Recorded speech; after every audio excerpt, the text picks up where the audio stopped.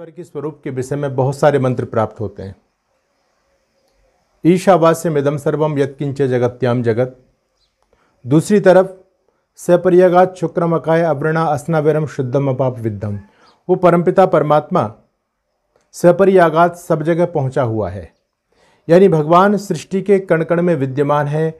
ऐसा कोई स्थान नहीं है जहाँ पर भगवान की सत्ता ना हो, जहाँ पर भगवान की व्याप्ति ना हो। लेकिन आज हम लोग भगवान को खोजने के लिए, भगवान को प्राप्त करने के लिए न जाने कहाँ कहाँ जाते हैं, फिर भी हम लोगों को भगवान का दर्शन नहीं हो पाता।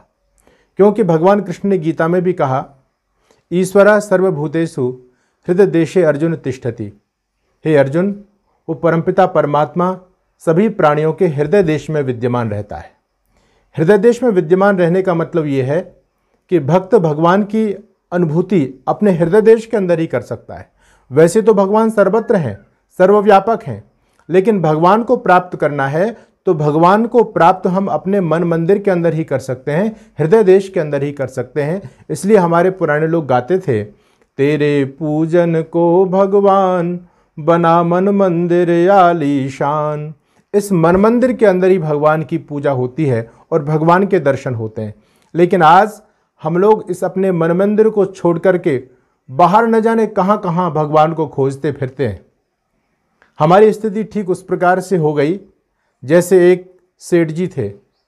सेठ जी काफ़ी वृद्ध हो गए और उन्होंने सोचा कि अब तो जीवन की ढलती हुई सांझ है, न जाने कब जीवन का विराम लग जाए, न जाने कब मृत्यु आ जाए।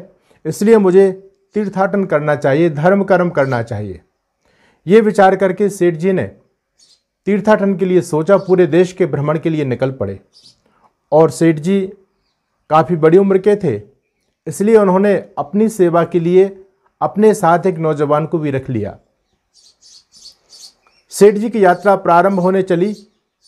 लोगों ने कहा, सेठ जी, जो नौजवान आपके साथ जा रहा है सेवक के रूप में, आप नहीं जानते कि ये नौजवान बहुत बड़ा बदमाश है, माना हुआ चोर है।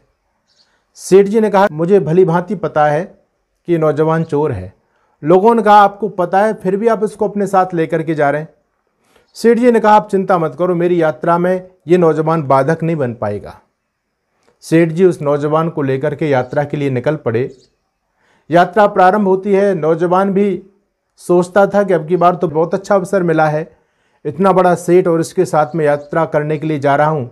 और सेठ जी भी जब 1 महीने के लिए यात्रा के लिए निकले तो बहुत सारा पैसा अपने साथ लेकर के निकले थे। गड्डियाँ थी नोटों की उनके पास में। सेठ जी सावधान थे क्योंकि मेरे साथ चलने वाला नौजवान चोर है, और वो नौजवान भी सावधान था कि कब सेठ जी की संपत्ति पर मेरा हाथ लगे। यात्रा प्रारंभ होती है। ट्रेन के जरिए दोनों यात्रा करते हैं। अब सेठ जी दिन में तो जागते थे, लेकिन रात्रि में सेठ जी को सोना होता था। तो सेठ जी को ये चिंता होती थी कि कहीं रात्रि में ये चोर, ये नौजवान कहीं मेरे पैसे साफ ना कर दे, पैसे नहीं चुरा ले। तो सेठ जी ने क्या किया, दिन में सेठ जी पैसे की रखवाली किया करते थे, ध्यान रखते थे अपने थैलों पर। लेकिन रात्रि में जैसे ही सोने का समय आने वाला होता था, तो ट्रेन जब कहीं रुकने वाली होती थी किसी स्टेशन पर, तो सेठ जी उस नौजवान को बोलते, जाओ भाई पानी लेकर के आओ। उसको बाहर भेज दिया करते थे किसी सामान के लिए, और पीछे से सेठ जी अपने पैसों को छुपा दिया करते थे। अब रात्रि हो जाती थी तो सेठ जी तो आराम से चद्दर तान के सोया करते थे, लेकिन वो जो चोर था वो रात में उसको नींद नहीं आती थी। वो तो सेठ जी के पैसे चुराने के लिए प्रयास करता था, लेकिन दुर्भाग्य से वो पूरी रात पैसों की तलाश करता था, उसको पैसे हाथ नहीं लगते थे। सेठ जी के सारे थैले, जितने भी सेठ जी के थैले थे, बैग थे, सबको रात में टटोला करता था। सेठ जी के कपड़े, सेठ जी की जेबें, सेठ जी की बर्थ के ऊपर नीचे पता नहीं कहाँ कहाँ वो पैसा देखा करता था, लेकिन सेठ जी के पैसे उसको मिलते नहीं थे। रात्रि में सेठ जी आराम से सोते। सुबह सेठ जी उस नौजवान को बाहर भेजते, जैसे ट्रेन रुकती, जाओ भाई चाय लेकर के आओ।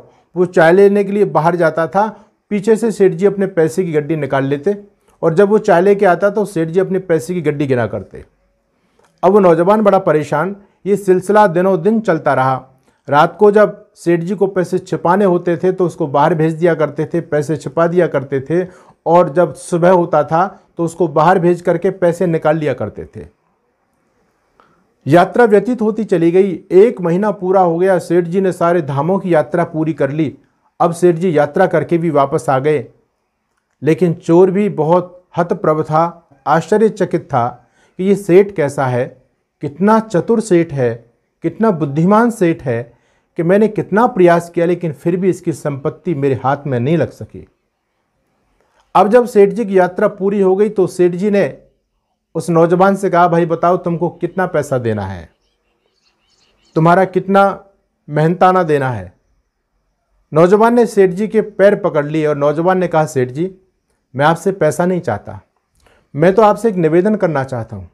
सेठ जी ने कहा, कौन सा निवेदन करना चाहते हो, कैसा निवेदन करना चाहते हो? तो वो नौजवान कहता है, सेठ जी शायद आप मुझे नहीं जानते, मैं इस नगर का सबसे प्रमुख चोर हूँ, सबसे बड़ा चोर हूँ, और पहली बार मेरे जीवन में ऐसी घटना घटित हो रही है कि इतना बड़ा चोर होने का मुझको अपने आप में घमंड था, लेकिन 1 महीने तक आपके साथ रहा और मैंने आपकी संपत्ति अपने साथ जो नोटों की गड्डियां लेकर के आप गए थे, उन गड्डियों पर हाथ साफ करने का मैंने बहुत प्रयास किया, लेकिन सेठ जी मेरा दाव नहीं लग पाया। मैं आपसे बस यही पूछना चाहता हूं कि आप ये बताओ सेठ जी कि रात में जब आप सोते थे तो पैसों को कहां छिपाया करते थे? सेठ जी ने जब ये बात सुनी तो सेठ जी को हंसी आ गई और सेठ जी ने कहा, क्या तू रात को उन पैसों को, मेरे पैसों को खोजता था, ढूंढता था? उस नौजवान ने कहा, सेठ जी पूरी रात निकल जाती थी, मैं सोता नहीं था, आप तो आराम से चद्दर तान के सोते रहते थे, लेकिन मुझे नींद नहीं आती थी। सेठ जी ने कहा कि तू ये बता कि तू मेरे पैसों को कहाँ कहाँ खोजा करता था? नौजवान ने कहा, सेठ जी आपके जितने सारे थैले थे, सारे थैलों को मैं रात भर टटोलता रहता था। सेठ जी कहने लगे, तुझको पैसे फिर भी नहीं मिले? बोले, सेठ जी नहीं मिलते थे। सेठ जी ने कहा, अरे भोले नौजवान, तू सारी यात्रा भर मेरे थैलों को टटोलता रहा, काश यदि तू अपने थैले को टटोल लेता तो तुझको पैसे मिल गए होते। मैं तो जब रात्रि में सोता था तो अपनी सारी नोटों की गड्डियां तेरी थैले में रख दिया करता था, क्योंकि मुझे पता था कि तू मेरे थैलों को टटोलेगा, अपने थैलों को नहीं देखेगा। मेरा कहने का भाव ये है कि हम भी भगवान को प्राप्त करना चाहते हैं, भगवान के दर्शन करना चाहते हैं, लेकिन हम भी दूर भाग रहे हैं, बाहर भागते फिर रहे हैं। काश हम भी उस नौजवान की तरह अपने अंदर उस भगवान को टटोल लें, इस हृदय देश के अंदर, इस मन मंदिर में उस भगवान को खोजने का प्रयास करें, तो निश्चित रूप से हमको भी भगवान के दर्शन हो सकते हैं।